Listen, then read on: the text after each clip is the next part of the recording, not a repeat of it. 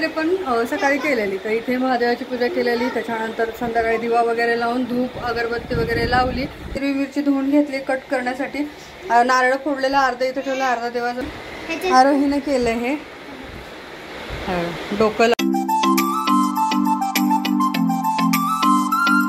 Hello friend, विजयश्री ब्लॉगमध्ये तुमच्या सगळ्यांचं स्वागत आहे. मी विजया अगदी मनापासून तुमचं सगळ्यांचं स्वागत करते. तर ब्लॉगला तर सुरुवात केली आहे. तर आत्ता म्हणजे रात्रीचा मी ब्लॉग बनवते, कारण सकाळपासून मी ब्लॉग वगैरे काही बनवलेला नाही आहे, कारण आज सोमवार होता, शेवटचा सोमवार आहे आज श्रावण महिन्यातला. तर आता श्रावण महिना संपला आणि आमुषा पण होती, तर पूजा वगैरे सकाळीच केली, मग अशी दिवा वगैरे लावला आणि आज आमुषा असल्यामुळे नारळ पण फोडला. तर इकडे पूजा वगैरे पण सकाळी केलेली, तर इथे महादेवाची पूजा केलेली, त्याच्यानंतर संध्याकाळी दिवा वगैरे लावून धूप अगरबत्ती वगैरे लावली आणि इकडे नारळ फोडलेला आज आमुषा असल्यामुळे. तर नारळ हे बघा किती छान आलाय नारळ आमचा. तर इकडे मला किचनमध्ये स्वयंपाक आज काय करायचं नाही, म्हटलं साबुदाणा खिचडी करायची. तर साबुदाणा मी भिजवलेला, तर साबुदाणा मी कधी भिजवलेला तर भिजलाय, तर भिजवून त्याला बराच टाइम झाला, म्हणजे 1-1.5 तास झाला असेल साबुदाणा भिजून. इकडे भांडे एवढे पडलेत धुवायला आणि ही साखर थोडीशी होती ती डब्यात काढून ठेवली. त्याच्यानंतर आता शेंगदाणे भाजायचे आहेत, हिरवी मिरची धुवून घेतली कट करण्यासाठी, नारळ फोडलेला अर्धा इथे ठेवला, अर्धा देवाजवळ ठेवलाय. काय हां, तर आरोहीने नवीनच एक काहीतरी डिझाईन केली आहे. तर हे बघा, ही आरोहीने केलं हे डोकं लावून पेन्सिल पण एकदम मोठा सर्कल ठेवायचा, म्हणजे हा प्लास्टिकचा गल्ला होता, तर तो कट केला मधून आणि त्याच्यानंतर त्याला तिने डिझाईन बनवली, कलर केला आणि इथं मोठा सर्कल चिपकवायचा, गोल बनायचा, त्याच्यात पेन्सिल टाकायची. अरे वा, हुशार आहे तू. आणि हे साहेब आमचे तोंडात रिमोट घालून बसलेत. काय ही पद्धत तोंडात रिमोट घालायची? हा, काय हसतय, काय हसतोय. चल, तर आज स्वयंपाक काही बनवायचा नाहीये, तर फक्त साबुदाण्याची खिचडी बनवायची आहे. आणि सोमवार मी दुपारीच सोडलेला, फळं वगैरे होतं, जशी केळी होती, पेयर होतं, पण म्हटलं की नको साबुदाण्याची खिचडी बनवते, कारण तो साबुदाणा थोडासा ठेवला होता, तर म्हटलं तो राहण्यापेक्षा भिजवते आणि खिचडी बनवून खाते. कारण कसं उगीच तो खूप दिवस झाला आणलं होतं आणि परत म्हटलं की आहे तर मग भिजवून बनवते, मग मुलं पण खातील ना थोडंसं, तर त्याच्यामुळे. तर आता इकडे चला मी साबुदाणा बनवून घेते आणि मग मुलांना पण जेवायचं आहे, तर त्याच्यामुळे राहिलेत ते, कारण त्यांना पण साबुदाणा आवडतो. तर माझे पिंपल्स थोडे कमी होत आहेत आता. तर साबुदाणा बनवण्यासाठी सगळ्यात पहिलं तर मला मिरची कट करायची, त्याच्यानंतर हे शेंगदाणे सगळेच भाजणार आहे मी आणि मिक्सरमधून काढून ठेवणार आहे, कारण कधी कधी होतं कसं होतं, सहसा मी भाजीला शेंगदाणे वापरतच नाही, पण जर कधी वापरावेसे वाटले, कधी टाकावेसे वाटले ना, तर मग हे त्याच्यामुळे बारीक करून ठेवते सगळेच एकत्र. नाही तर मी असं कधी शेंगदाणे वापरतच नाही भाजीला, कारण ते खात नाहीत शेंगदाण्याची भाजी वगैरे, त्याच्यामुळे. तर चला मी अजून वगैरे घेते शेंगदाणे थोडेसे चाळून घेते, थोडासा कचरा वगैरे काय असेल तो निघून जाईल, त्याच्यामुळे.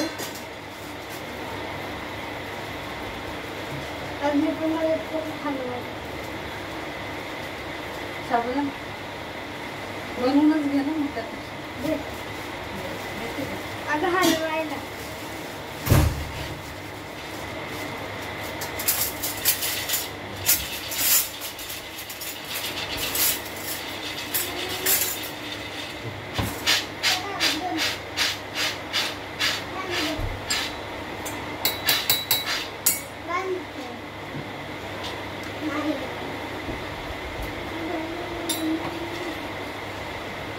कचरा म्हणजे काय, शेंगदाण्याचे पोळपट वगैरे असतात त्याचाच कचरा असतो, बाकी काय नाही.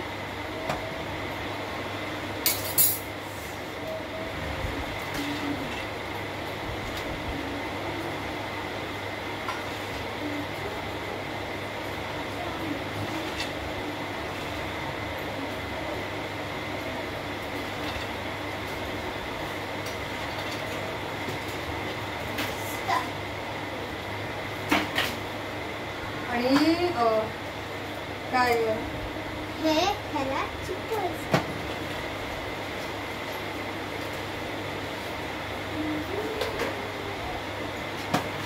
काय काय खराब शेंगदाणे असेल तर ते काढून टाकते.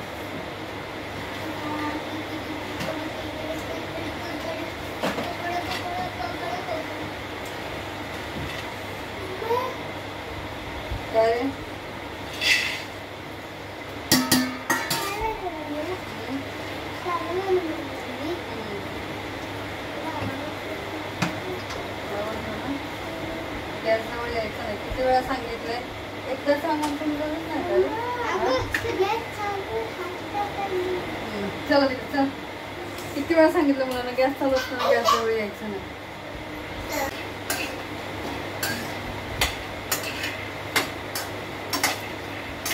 आणि मी एवढे चांगले गाऊन आणलेले, तर हे बघा, पूर्ण शोल्डरची वाट लावली, बाह्यांची पूर्ण वाट लावली आहे. थोडक्यात पूर्ण मॅक्सीची माझ्या वाट लावली.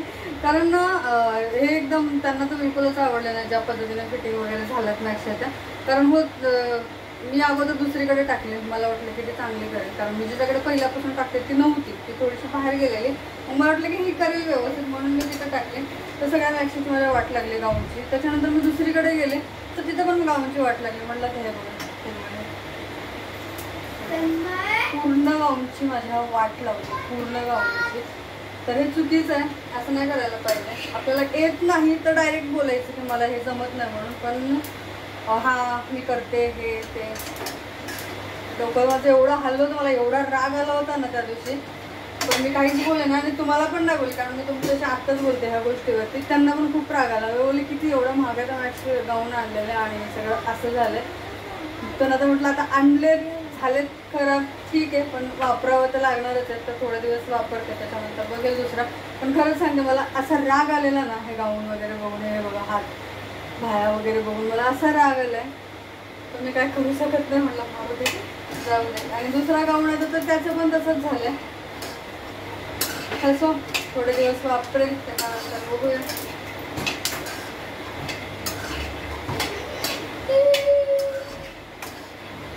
काय झालं तन्मय?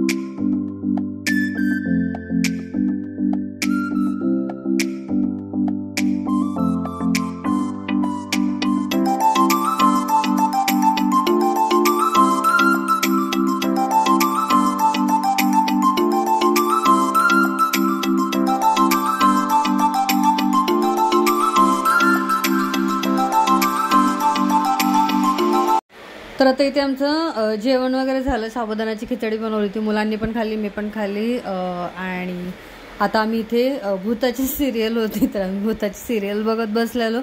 तर कारण मुलांना पण भूताची मालिका वगैरे खूप आवडते बघायला, मला पण आवडते.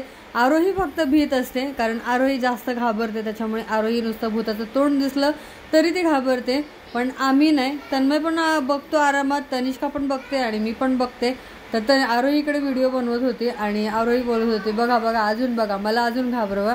म्हणून मला हसू पण येत होतं आणि तिला भीती वाटते म्हणून. खरं म्हणजे एवढी घाबरते ना ती, की खूपच घाबरते.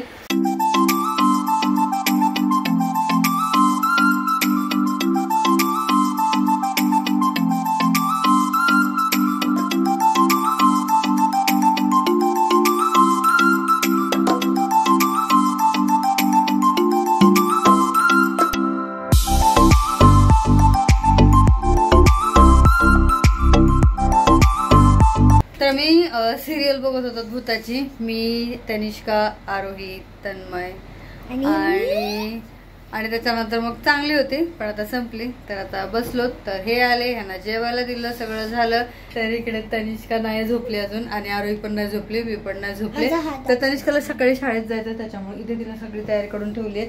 तर स्कूलचा बेल्ट काढून ठेवलाय, हे बघा, स्कूलचा बेल्ट काढून ठेवलाय, कंगवा काढून ठेवलाय, पावडर काढून ठेवले आणि हे मूळचा स्प्रे यांनी आत्ता आणलेला आहे. या शाळेचं नाव काय? केंद्रीय विद्यालय. तर ठीक आहे, चला आता आम्ही पण झोपतोय, कारण उशीर झालेला आहे. सकाळी उठायचंय. सकाळी उद्यापासून मी सकाळी मॉर्निंग पासून ब्लॉग सुरुवात करणार आहे. 7 वाजता 5 वाजता. हा, चला बघू. तर ठीक आहे, चला भेटू नेक्स्ट ब्लॉग मध्ये. Bye bye. हा छोटासा ब्लॉग इथे थांबवते. Bye, good night. Shri Swami समर्थ.